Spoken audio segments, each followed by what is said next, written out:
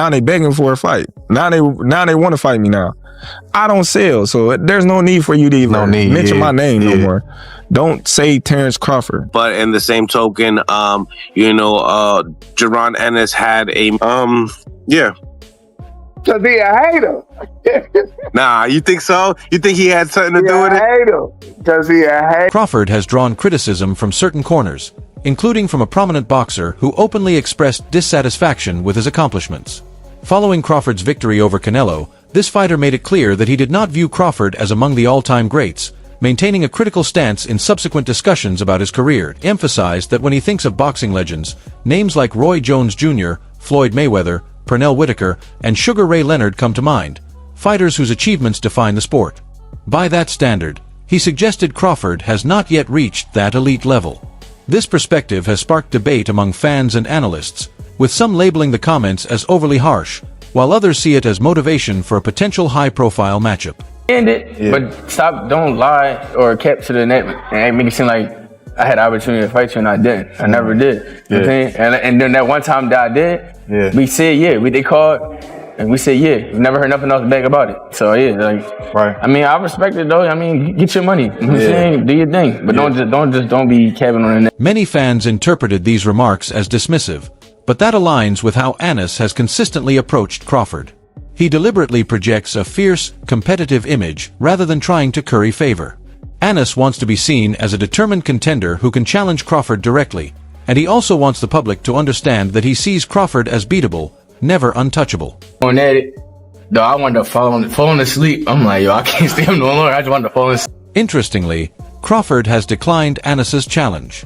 When asked whether he would meet Ennis at 150 pounds after the Canelo fight, Crawford firmly said no, he would not move down in weight and would not accept the matchup. This refusal further fueled Ennis's frustration, giving him a point to argue that Crawford is avoiding a worthy contender. Crawford currently holds an impressive 42-0 record, while Ennis remains undefeated and is on a similarly strong trajectory. By refusing the fight, Crawford has opened himself up to criticism that he is reluctant to face the rising generation, a perspective Ennis is quick to use to his advantage in the ongoing rivalry. Come on, man. Boots had a chance to fight me. Virgil Ortiz had an opportunity to fight me, but now everybody, I'll fight Terence, I'm this, I'm that. I'm like, okay, cool. When y'all had y'all opportunity, y'all went elsewhere. But now that y'all see I'm the ticket, now y'all like, oh yeah, we want to fight Terence Crawford. We want Terence. Amid the ongoing tension, Eddie Hearn weighed in, labeling Ennis as a rising contender on Crawford's level and suggesting a matchup between the two to settle the debate. Hearn noted that due to the high-risk nature of the fight, it would require a substantial purse to convince Crawford to accept. Meanwhile, Ennis has continued to promote the fight aggressively, arguing that Crawford has no reason to hesitate if he truly believes he is the best. That makes a whole lot of sense, and the fight that stylistically will be, oh my goodness, is a fight between Terence Crawford and Jaron Boots Ennis. Ooh, I think that's going backwards for Terence. To that point, Jaron doesn't have the kind of accolades. He doesn't sell to the mass and all these. So this fight was perfect timing for both these guys. Hearn also pointed out that context matters when evaluating Crawford's victories. While defeating Canelo was undoubtedly a major achievement, Canelo was slightly past his peak at the time, making the matchup appear more controlled than truly challenging. In contrast, Hearn argues that Ennis represents a different kind of test. He is younger, faster, and at the height of his physical abilities. Crawford won't be able to rely on movement alone or dominate by outlasting an opponent for rounds. According to Hearn, both Ennis and his team are confident they could cut off the ring and impose their strategy, making this a far tougher challenge. I didn't see him go to another level yet. He just went to a little bit. He got so much more in his bag, man. Can you explain what you mean by another level? Another level, when somebody gonna give him a real hard fight. Yeah. He made that fight look easy. It definitely did. You know what I mean? And that's what I'm talking about. You want to see him into a real tough fight, then you're gonna see something else come out of him. Okay, since you're speaking on tough fights, I did an interview with Eddie. Boots has made bold claims recently, even suggesting that he could reach the level of Terence Crawford. However, Crawford's trainer, Bernie Davis, offered a more measured perspective. He noted that while Boots has accumulated over 30 fights, he hasn't yet faced top-tier competition. Many of his recent opponents were not considered elite, and Davis emphasized that if Boots truly wants to test himself, he should take on fighters who push him to his limits. The comments were intended to remind Boots of what it takes to reach Crawford's level, highlighting the difference between experience and genuine elite competition. Interestingly, Crawford himself faced a similar trajectory early in his career, showing that growth often comes from stepping up against the best. Like watching now. Terence Crawford, one of my favorites to watch now. I love Terence Crawford, and I like to watch NUA too. NUA can fight. And you know who else I like to watch though? I like to watch Boots. Oh, okay. Boots, yeah. I love watching Boots. Boots got He's a hell game. of a fighter. People don't understand Boots got game. You know what I'm saying? I mean, Boots, every now and then he messes on defense a little bit, but Boots got game. Boots versus Terence Crawford. Now, Boots hasn't proven himself enough to tell me for me to say that he gonna beat Terence Crawford, because Terence Crawford still. Early in his career, Crawford often faced opponents who were past their prime. Losses to fighters like Ricky Burns, Ray Beltran, Yuri Ortiz Gamboa, and Bree Prescott were part of his learning curve. He wasn't widely recognized as a top-tier contender until he was around 29. That context makes the criticism of Boots' competition somewhat ironic, which is exactly why Boots continues to respond with confidence and determination, eager to prove himself despite the comparison. Crawford says, you know, show me the money. And I'm like, well, Crawford, you're the A side. You're supposed to show Boots Ennis the money. That's the funny part about it. You keep telling Ennis to go get the money. You go get the money. You're the A side. Ain't that how this works? In boxing, the A side is the one. Boots isn't simply repeating what Crawford's team says about his past opponents. He's making his own evaluation. By deliberately leaving Crawford off his personal list of all-time greats, he draws a line between recognizing a solid champion and recognizing true brilliance.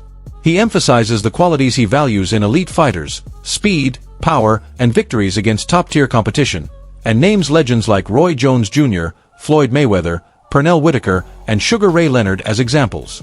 In his view, Crawford, despite impressive wins over older champions like Canelo or Mavromatis, hasn't demonstrated the same traits that would place him in that elite category. What's the fight, or who's the dance partner that makes Boots a star? Right now, I don't even know anybody, for real, you know, and anybody that got a big name. Got you. Belt. Got you. But there's no exact guy that you think about, because I don't want to ask you, hey, this guy, that guy. I know you get those questions a lot. So if you had to say, hey, this is the guy I think, you know, we would have a big fight, who would it be? Because it doesn't seem like the Crawford fight would happen. So what's that dance partner? Promoters are already thinking about the financial side of things.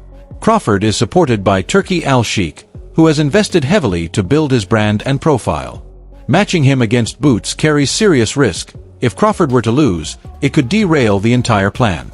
Even Eddie Hearn has expressed uncertainty about whether Turki would greenlight such a fight, given the potential stakes. Sparred over a decade ago, no one's been a bigger Terence Crawford believer than Tim Bradley. Right. And so Tim still picks Terence to beat Boots, still picks Terence to beat Canelo. But as he continues to assess things, and this is how I've felt for a while, is that it's a little similar, not quite all the way the same, but it's a little similar to the Canelo. He described Crawford's victory over Canelo as cleaning up an old shrine. It looked impressive on the surface, but underneath, it was more smoke and mirrors than true challenge. In contrast, Boots represents a legitimate test. Crawford would need a massive incentive just to consider the fight. That's how seriously professionals view Ennis. They see him as a real threat, confident that he could beat Crawford and potentially shift the balance of power in US boxing. Crawford against Jaron Ennis, for me, is the best fight in American boxing. But it needs to be a payday for Crawford that would get him interested, because Crawford knows how good Boots is. And I'm not saying that Crawford thinks he's going to lose to Boots, but he knows that is... Ennis has made it clear that he wants to be the next big name in boxing, and beating Crawford is the pinnacle he aims to reach.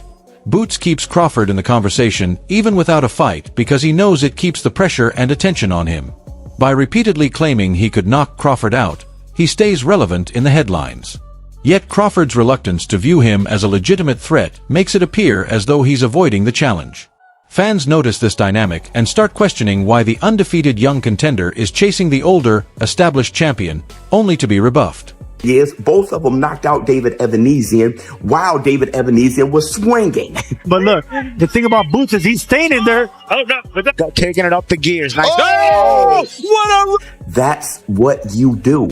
They both were willing to get hit to hit. The fact that Ennis has a resume similar to Crawford's at the same age isn't diminished by Crawford's criticism. Back when Crawford was still learning the ropes, he needed the right push at the right time, and he got it. His matchmakers strategically placed him against fighters who seemed formidable, even if they were past their prime. Ennis hasn't had that exact push yet, but he possesses the same skills and potential. That's why Hearn is strongly promoting him as the new Crawford. Observers see a similar trajectory. At the end of the day, y'all gonna have to see Boots. And we can't wait. I can't wait. Why you wait. rubbing your stomach, And I'm dog? gonna be right there. You get to 154, you ain't coming the fuck back down. He might do something strange for a piece of change that make me come back down. He might say, man, remember when you was on the show and you was talking that shit and I said that I was gonna beat your ass and I want to fight you? What you doing up there? And I'm gonna be like, here I come. Crawford's fight with Canelo, the stage is set for Ennis to emerge as a major challenger. Everyone in boxing is asking whether Crawford's name has truly become untouchable.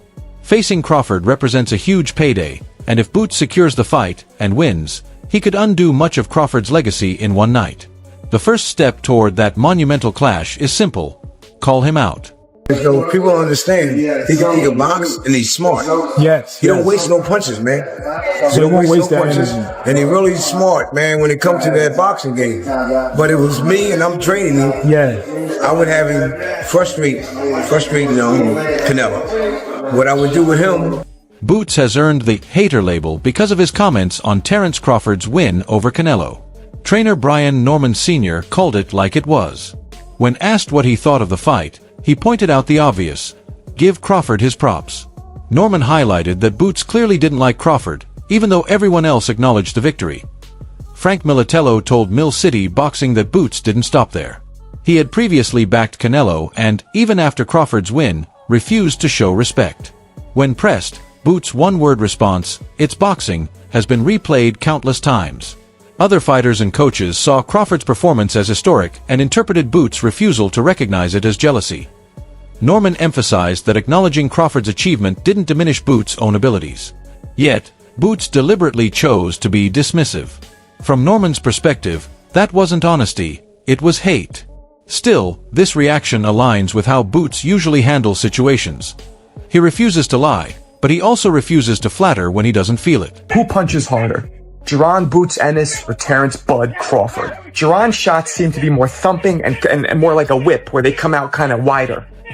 Jaron also twists his whole body behind each shot, gets a lot of leverage. Terence Bud Crawford's shots seem to be shorter and he gets more of that shoulder snap. Crawford moved a lot and fought mostly on his back foot as Canelo began to slow down, taking control in the later rounds. He didn't simply stand in front of Canelo, he worked angles, jabbed, and circled, showcasing his tactical approach. Boots felt Crawford's style reminded him of Shakur Stevenson: prioritize safety, avoid risky exchanges, and don't chase knockdowns. From his perspective, that approach, while effective, doesn't warrant excessive praise. So, when Norman or others suggest Boots should have complimented Crawford, he simply doesn't agree. What we know? I know everything. I don't know nothing. I'm trying to find out what I know. Enlighten me. What you mean enlighten me? You fought Devanese and you could have fought me. You jumped up out of my sanctioned body to go fight in the IBF. So what I know? What you mean? What you mean? What I mean? Was you ranked in the WBA or not? Yo, it don't even matter. Yo, all right, catch up, little homie. Catch up, man. If it don't matter, catch up. Yo, he picked. Crawford's team has made it clear they have no interest in certain matchups. After the Canelo fight, Brian Bull McIntyre was asked about potential next steps and replied simply, "They're not going to fight anyone at lower weights and will focus on their own plans." This specifically ruled out David Benavidez and Jaron Ennis, meaning Crawford has no intention of engaging with them anytime soon. Crawford has already stated publicly that he will not move down to 154, making any bout with Ennis impossible. Boots' repeated comments like, "It's boxing," reflect this reality. He knows Crawford isn't willing to give him a fight, so there's no need for pretense. Other names, like Benavidez, have been suggested, especially given his history at super middleweight and light heavyweight, but McIntyre shut down those ideas. Janik Jan, Alm Connolly has also issued a challenge at 160 pounds, saying he'd gladly face Crawford and deliver a fight fans wouldn't want to miss. Hypothetically, Crawford could move up to middleweight to face fighters like Lam Conley, Iris Londola, or Carlos Adams for a title, clearly a different level of challenge than Ennis. Crawford has already cemented his legacy by becoming the first male fighter to go unbeaten in 3 different weight classes during the 4-belt era. At this stage, every decision is about legacy rather than proving himself to others. His team has made it clear, he can choose to retire or move up in weight to attempt a 4th title without risking his undefeated record. Crawford done been in the big stage against big fighters so many times. And also with age, he didn't beat up his body, so his age is actually good. He got the grown man strength. He not just grown man strength, but he built on top of that. Like, look at him at 135. He was a little scrawny dude. He wasn't a big dude. Now look at him. He ripped up everything. He's strong. So I feel like he got everything as all this. For Crawford's team, younger fighters like Yairi's Boots, Ennis aren't even on the radar. When asked about a potential fight with Chris Eubank Jr., Crawford's manager, Brian Bull McIntyre, made it clear the choice is entirely Crawford's, but he doubted it would happen. Terence can do whatever he wants after this, McIntyre said. I don't want to see him fight Eubank Jr. That's not going to happen. It's evident that Crawford has no interest in facing younger welterweights like Ennis. Instead, the team is focused on bigger names, bigger paydays, or even retiring while his legacy is intact. McIntyre emphasized the reality of boxing. It's a business first, and fighters make choices based on maximizing opportunity, not proving themselves to every challenger. The strategy is simple. Go after fights that make the most sense financially and professionally, not ones dictated by up-and-comers' claims. This approach naturally frustrates Boots. His comments stand out because he can't get close to Crawford in the ring. He can only try to challenge him through words. Trainer Brian Norman Sr. believes Ennis's attitude stems from pure resentment. According to Norman, Ennis refuses to acknowledge Crawford's victory over Canelo, dismissing it instead of showing respect. Crawford's simple response, "It's boxing," is about honesty, not hatred. But Norman sees it differently, interpreting Ennis's repeated criticism as envy and animosity rather than constructive critique.